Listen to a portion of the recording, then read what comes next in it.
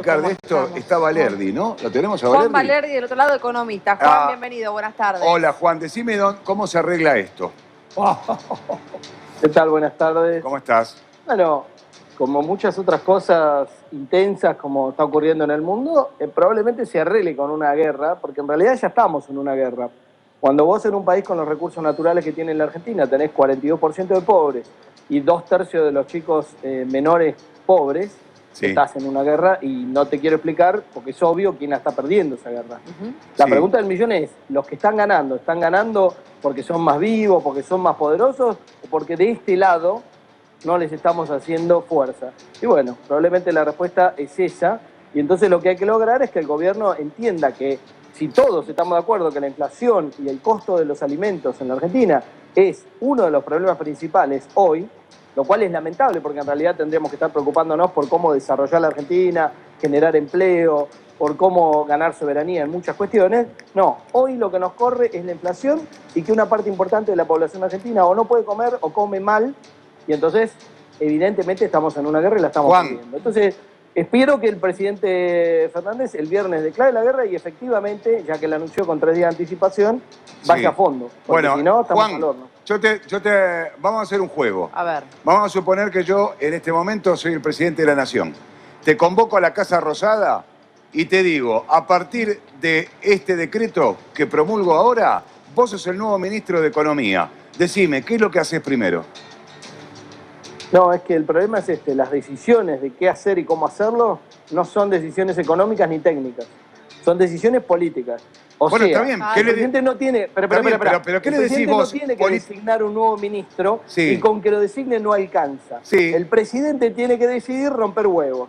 Hasta ahora, para hacer una tortilla, acariciaron los huevos, los lustraron, los lavaron, le pasaron la esponja, los acariciaron, así o sea que no se puede hacer una tortilla, hermano. Hay que romper huevos. Decís que el gobierno demoró mucho en tomar tomar medidas contundentes. Digo, está bien, estuvimos en una pandemia, se dejó pasar mucho tiempo. La pandemia te da una oportunidad. La pandemia te da una oportunidad de oro para decir, esta guerra de 42% de pobres se complicó porque además hay un virus que está complicando a la Argentina. Así que te daban más herramientas. 70% de aceptación del presidente teníamos en marzo-abril del 2020. Sí. Era el momento oportuno, ideal para la guerra contra la inflación.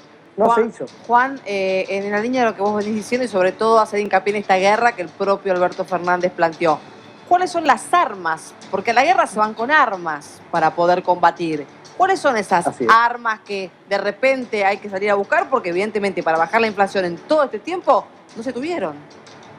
Una vez que tomás la decisión política de ir al frente y al choque a full, tenés que usar todas las leyes y reglamentos y regulaciones que ya existen y aplicarlas a fondo con los organismos del Estado que tienen derecho a ir a mirar hasta el último numerito de las empresas. ¿Y por cuál empezás? Por el más desprolijo, el más abusivo y el que más relevancia tenga en el sistema de alimentos de la Argentina. ¿Para qué? Y para que no haya mucha gente que diga nosotros somos Vicentín, como pasó con Vicentín, porque no van a decir nosotros somos esta empresa que está empomando a 44 millones de argentinos.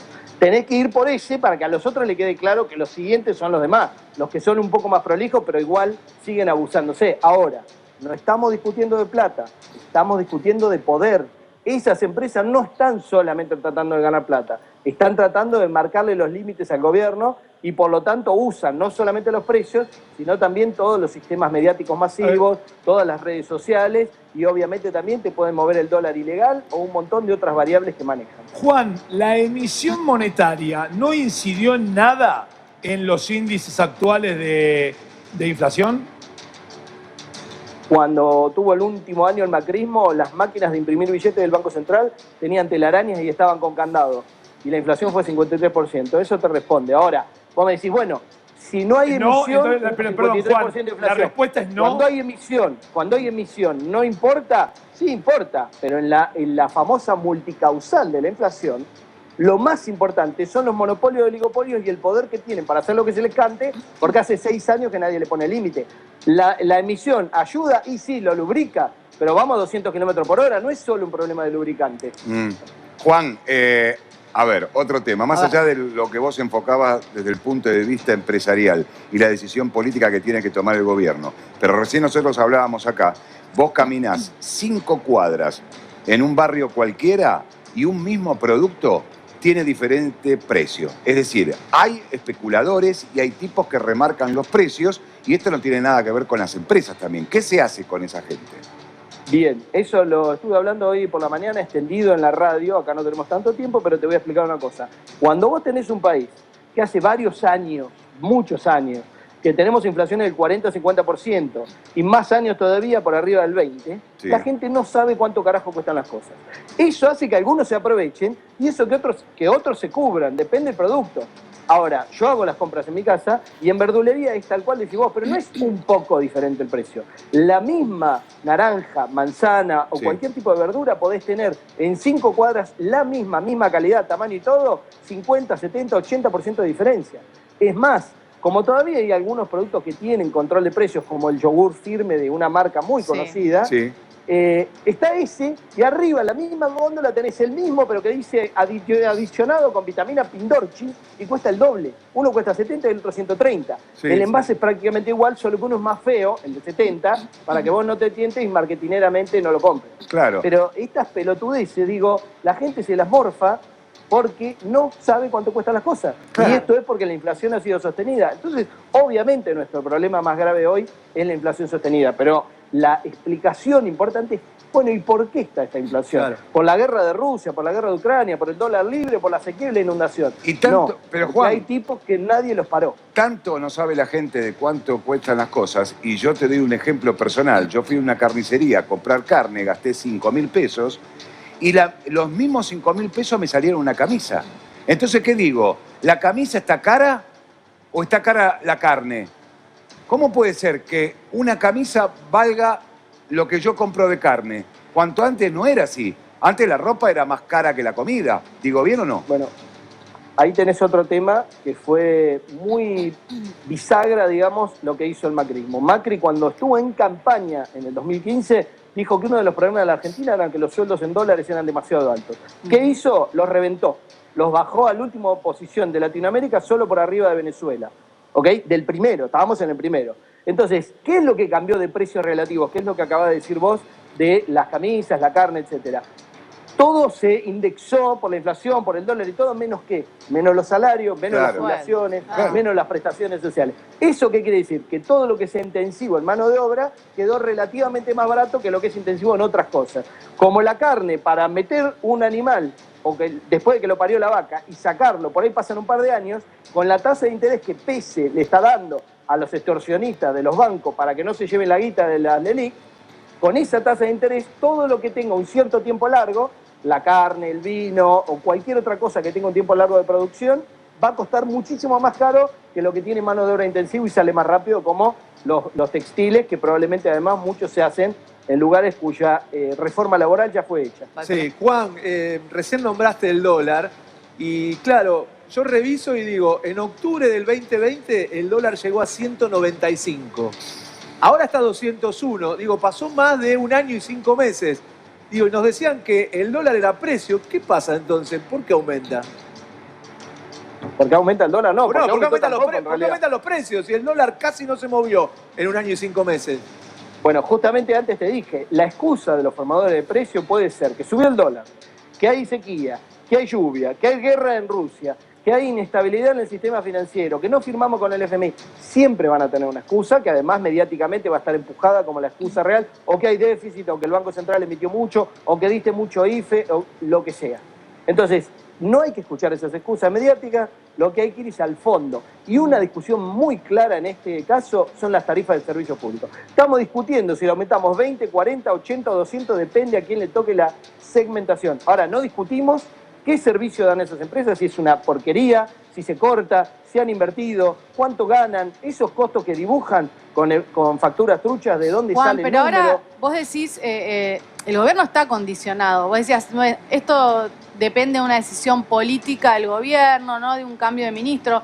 Pero hoy tenemos un acuerdo con el Fondo Monetario Internacional como la espada de Damocles que nos va a costar años sacarla y que cada 3 meses nos van a venir a supervisar. ¿Cómo se puede tener políticas propias cuando tu política económica está condicionada por un organismo internacional? condicionamientos tienen todos los países del mundo, incluso Estados Unidos, que tiene condicionamientos de afuera e internos. Pero el acuerdo con el FMI, que es acuerdo entre comillas, digamos, el pacto de convivencia con el violador al que nos entregó Macri, que es el FMI manejado por Estados Unidos, ese no va a tener una supervisión cada 3 meses. Ahí hay un error básico. Ellos van a estar permanentes acá. De hecho, hay variables que está escrito en ese anexo que se hizo al proyecto original, que después lo sacaron, está escrito que van a ser diaria el monitoreo de las variables. Y lo que no está escrito, pero va a ser diario también, es la postura de la Argentina ante China, ante Rusia en su situación con Ucrania, ante Venezuela, más allá de que ahora son amigos porque le venden petróleo, ante Cuba o ante lo que sea que tenga que ver con la soberanía de la Argentina. Así que, primer punto, la supervisión, el veto de cualquier cosa que querramos hacer económica o social, va a ser permanente. La pistola va a estar amartillada permanente, no una vez cada 3 meses. Segundo, para construir una opción de país o una soberanía o un proyecto de país, tenés que construir una correlación de fuerzas que tenés que generar un debate entre la población, los movimientos sociales, los sindicatos, las pymes, que no se quieren fugar la guita, sino que quieren crecer en la Argentina, y construir ese proyecto de país y esos mismos te van a apoyar. Ahora, si un iluminado como Culfa te dice el proyecto es el agroexportador y le rebaja los impuestos a los agroexportadores para que exporten más, y lo que hacen es bajar un poco el contrabando y ya está, y además tirar manteca al techo con los precios internacionales gracias a la guerra, entonces estamos en problemas. Ahora, y además le congela la energía y le congela a los petroleros y a los mineros, entonces ¿a quién le van a cobrar para pagar el FMI? Te hago una pregunta. ¿Por qué, digo, a ver, desde que un producto, no sé, desde que el azúcar sale de lo que hacen la zafra hasta que llega al supermercado, pasa por 25 manos, en el medio, digo, el productor, no sé, lo vende a 10 mangos y acá llega a 120, digo, ¿por qué los gobiernos de turno, llamarlo el gobierno que sea, el anterior, no ponen un freno y la terminan con los intermediarios, con esos que meten mano en los precios en la cadena del medio? ¿Por qué? Nunca, porque nunca los intermediarios están siempre y son los que te terminan matando con los precios que llegan al mercado y lo pagamos todos nosotros. ¿Por qué nadie pone, digo, una operación quirúrgica? ¿Por qué no lo saca de raíz a todos esos intermediarios? Ningún gobierno. En realidad la mayoría de los productos alimenticios y el resto de la canasta familiar, la mayoría de los intermediarios son pocos y son muy poderosos, oligopolios o monopolios, son muy poquitos y por eso no le ponen freno y no se ha generado competencia. Ahí está el problema. Decís, bueno, lo que hay que hacer es generar competencia con las pymes, pero para eso tenés que pensar un proyecto de varios años, no lo puedes hacer en un par de meses. Y si siempre estás diciendo, después lo voy a hacer, y ahora lo que hago es una lista de precios congelados que después se prende en fuego, como pasó con la de Feletti, que ahora los precios son 50% más en 2 meses. Entonces el problema que tenés es que la solución siempre es cortoplacista y no va al fondo de la cuestión. Juan, aparte, ¿cómo puede ser? No sé, Nacho, si le querías preguntar algo. Digo, ¿cómo puede ser que siempre, o por lo menos en el último tiempo, en lo que yo recuerdo, siempre es congelar una serie de precios? No funciona y sin embargo siguen insistiendo por el mismo camino, no hay otra variante. No es que no funcionan, es que no se respetan. Bueno, Cuando vos firmás un acuerdo, tenés que respetar ese acuerdo. El tema es que después terminan haciendo lo que quieren. Pero nadie va a patear la puerta y le dice, macho, tenés que respetarlo. Tenés que poner el arma en el escritorio, como hizo alguna vez Guillermo Moreno. No sé, eso hay que hacer y no, la verdad que no. Es lo que está planteando Juan. Es lo que está planteando Juan. No sé si ha sentido arma de fuego. Lo que está diciendo es que está prestando huevo de a uno. Las listas de precios máximos en realidad son una herramienta que podés tener para 1 mes, 2 meses máximo, pero tenés que tener además la medida de fondo que el día que salís de la de precios máximos ya tiene resuelto por las malas, evidentemente, porque por las buenas con pacto de caballeros ya sabemos que no funciona, y lo tenés que tener resuelto. Ahora, ¿nunca funcionaron los precios máximos? Mentira, eso son mentiras que te dicen los liberales y que han escondido la situación de Estados Unidos en la Segunda Guerra Mundial, que controló sus precios no solamente al por menor, sino de toda la cadena de producción, en manos de uno de los pocos economistas que vale la pena leer, que es John Kenneth Galbraith. Entonces, existe eso y ha existido en los países desarrollados. Obviamente lo tienen bajo 7 llaves para que no vayamos a tomar malos ejemplos, ¿no es cierto? Pero digo, en general las recetas que se aplican son para esquivar el ir por las malas a tocarle los intereses económicos a los poderosos. Juan, generalmente en este país, y deben ser cada vez menos, ¿no? Los que pueden ahorrar a fin de mes. Pero vos viste que el argentino cada vez que tiene que ahorrar, ¿a dónde va? Al dólar, ¿correcto? ¿Está mal pensar en una economía dolarizada? La economía dolarizada usando solo dólares te lleva a una situación como la de Ecuador o El Salvador, que es como si un golpeador se cortara el brazo derecho para no golpear más. Primero, que va a aprender a golpear con la izquierda. Y segundo, que va a quedar de alguna manera imposibilitado de trabajar. Entonces, si vos al Estado le quitás una de las dos herramientas más potentes que tiene, que es el tipo de cambio, la fijación del interés y el movimiento, digamos, de la masa monetaria, lo que haces es cortarle un brazo. Eso no va a resolver el problema. Acá lo que hay que hacer, entre otras cosas, es cambiar la ley de entidades financieras, que es la que regula el crédito, el ahorro y demás, que la hizo Martínez de Oz en el 77 y está intacta. Jamás se tocó, aun cuando hubo mayoría en ambas cámaras de algunos gobiernos previos. 73, entonces digo, dijiste. si no tocas eso, no esperes que se fomente el ahorro. Lo que hay es un sistema financiero extorsivo y parasitario. Ahora, Juan, tenemos un problema muy grave, ¿no? Además de la inflación, que son los salarios, que siempre van por detrás de la inflación. Hoy vimos, hay manifestaciones en toda la ciudad de Buenos Aires, el que está en la calle o quiere salir a la calle se va a dar cuenta. Digo, se está planteando una recomposición también del salario. Siempre esto queda por detrás. El laburante, el que más lo sufre, siempre está padeciendo esto. ¿Hay alguna posibilidad de que en algún momento esta balanza se incline a favor de los trabajadores? Mira, en los 12 años que estuvo el kirchnerismo, el Estado, en la puja de ingresos, que siempre existe y existirá en la Argentina y en todo el mundo, en la puja de ingresos entre los grandes monopolios y oligopolios y las pymes y la población, el Estado jugó en favor de las pymes y la población. Eso durante el macrismo fue exactamente lo inverso y se revirtieron 12 años de avance en el reparto de la torta, con 2 años de macrismo y los 2 años siguientes fueron de agobio. Y en los 2 años que lleva este gobierno se mantuvo, entre comillas, neutral.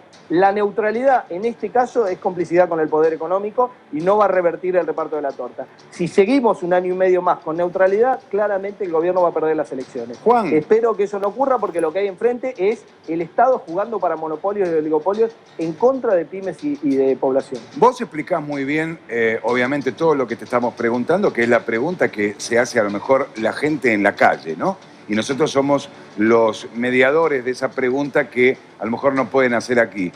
Pero yo digo, si las soluciones están planteadas como vos las estás planteando, ¿por qué nadie las hace? ¿Por qué nadie toma la rienda de decir, bueno, si hay que hacer esto, hagámoslo? Si hay que cambiar la ley de entidades financieras, que es una ley del año 73, cambiémosla. ¿Por qué no lo hacen entonces? ¿Porque no saben, porque no quieren o porque no pueden? Poder, tienen que poder si hacen lo que te dije antes, que es generar la correlación de fuerzas. No todos estamos de acuerdo en cuáles son las soluciones. Claramente Guzmán, que se ha dedicado toda su vida adulta, después de que se recibió en la misma facultad que yo en La Plata, sí, se dedicó a dar clases en Estados Unidos, con lo cual obviamente tiene colocadas unas anteojeras, además de conocer a la Argentina por internet, digamos, o porque lo que le cuentan, tiene colocadas unas anteojeras que hacen que él vea determinadas soluciones y no vea otros. Otros economistas te van a decir las mismas soluciones que Guzmán o algunas más violentas, porque en realidad tienen trabajo con los que están asesorando, que están en el sector financiero o en el sector energético, más allá de que se vistan de peronistas o de ex viceministros. Entonces digo, hay un montón de economistas que juegan para ellos, que están ya timbeados o que laburan para el poder económico. Entonces las soluciones van a ser todas diferentes, pero hay que ver para quién juega cada uno. Ese es el problema. Y no son tan evidentes las opciones. Ahora, si el presidente toma, como te dije antes, una decisión política de ir al choque con el poder económico, que hasta ahora fue con pacto de caballeros, con buenas modales y con una serie de medidas, es difícil que la pueda llevar adelante con el mismo gabinete que tiene ahora, que estuvo muy cómodo con ese sistema. Y si ahora vamos al choque y a la guerra, no podemos tener un montón de gente que trabajaba en un circo o en un teatro. Tenemos que tener soldados y generales, ¿no? Sí, obviamente, Juan, pero yo te pregunto algo. Si vamos a ese choque, o si el presidente toma esa decisión política de ir al choque con el mercado, por llamarlo de alguna manera, ¿quién gana esa pulseada? El mercado, primero, que es una mentira. El mercado son 4 o 5 pillos, sobre todo los mercados ilegales como el del dólar ilegal y como lo de varias de otras cosas que se usan extorsivamente en los medios masivos de comunicación. Ese mercado no existe, sino que es un invento mediático para extorsionar a la población, a las pymes, a los gobiernos y demás. Si te dejas de extorsionar con eso, quiere decir que tu correlación de fuerza no da ni para ir contra Vicentín, cosa que ya ocurrió. Entonces tenés que construir el debate para que un montón de gente te apoye y vaya al choque junto con vos, no con armas, porque no es una guerra literal, sino desde el punto de vista de apoyarte. Y no que por 4 o 5 cacerolas de Recoleta y Palermo vos recules como reculó el gobierno con Vicentín. Ahora, ¿puede haber un cambio? Digo, porque ya ayer cuando se conoció el dato de la inflación, incluso en el Ministerio de Economía ya estaban advirtiendo que marzo va a ser peor que febrero. Digo, ¿hay una perspectiva mejor para los próximos meses? Digo, ya el primer cuatrimestre parece que estamos aniquilados. Dos cosas. Primero, por más que te digan lo contrario, en febrero la guerra empezó el 24 de febrero, la guerra de Rusia y Ucrania, que tuvo impacto sobre los precios de varios granos y cereales y demás, y también sobre la energía. O sea que en realidad el impacto de la guerra va a estar todo metido en marzo. Okay. Segundo punto... o sea que marzo va a ser arriba de un 5%. Sin duda va a ser arriba del 5%. Segundo punto, en la planilla de Guzmán, la planillita Excel que le dio al FMI y que pasó por el Congreso, más allá que ahora la corrieron y lo sacaron al artículo, la inflación de los próximos años, calculada antes de los problemas de la guerra, era del 30 al 47%. Y no 47 ahora y después 30, no. De acá a los 3-4 años que vienen. Entre 30 y 47 en esos 3-4 años. ¿Eso qué quiere decir? Que la inflación iba a seguir. Y en realidad este año va a ser más cerca del 60 que del 40, del 30. Juan, ¿eso qué quiere decir? Sí. Que solo un par de gremios, con suerte, van a andar cerca de la inflación. El resto van a perder como en la guerra. Quiero que le hables a los jubilados que nos miran. A ese jubilado que antes de ponerte a vos en comunicación fue a una verdulería y compró 3 bananas y 2 duraznos para 3 días y gastó 500 pesos. O a doña Rosa, que es la que va a hacer las compras todos los días y todos los días necesita el mango para poder comer, ¿eh? No estamos hablando de otra cosa. ¿Qué espera esa persona? ¿Qué tiene que esperar esa persona para los próximos meses? Prender una vela. No tiene que esperar. Tiene que dialogar y debatir con todos sus vecinos, sus amigos, en todas las organizaciones de la comunidad que hay, la asociación de jubilados o lo que sea, debatir y que todos nos hagamos cargo de que el Estado no va a traer la solución Juan, de arriba para abajo. Perdóname, pero no tiene tiempo de debatir la señora. Me va a decir Natalia ahora, bueno, hay que aprender a votar. Sí, bárbaro. Hay un montón de cuestiones de fondo. Yo no dije nada de eso. Si esperamos a la votación, pero después me lo decís, Nati. Perdón, Juan. Si esperamos a la votación, estamos al horno. Pero esto es muy simple, digo, yo no le puedo dar una receta mágica para que esperen del Estado lo que el Estado no les va a dar. Y además en el mundo el estado de bienestar se está derrumbando porque las empresas, como ya no le tienen más miedo al comunismo, porque además no existe, Rusia y China son capitalistas, no son comunistas, entonces las empresas no quieren pagar más impuestos. Ahora, no hay que entregar el estado del bienestar de un día para el otro, hay que construir un estado que pueda acompañar la nueva realidad, no entregarlo y desmantelarlo en 10 días o en 10 años, como hizo el menemismo, porque si no, toda esa gente va a quedar en la banquina. Y yo no subestimaría el poder de la gente debatiendo y de los jubilados que tienen bastante experiencia de lo que ha pasado en la Argentina en décadas, ¿no? Juan, gracias por esta comunicación. Como siempre, un abrazo enorme.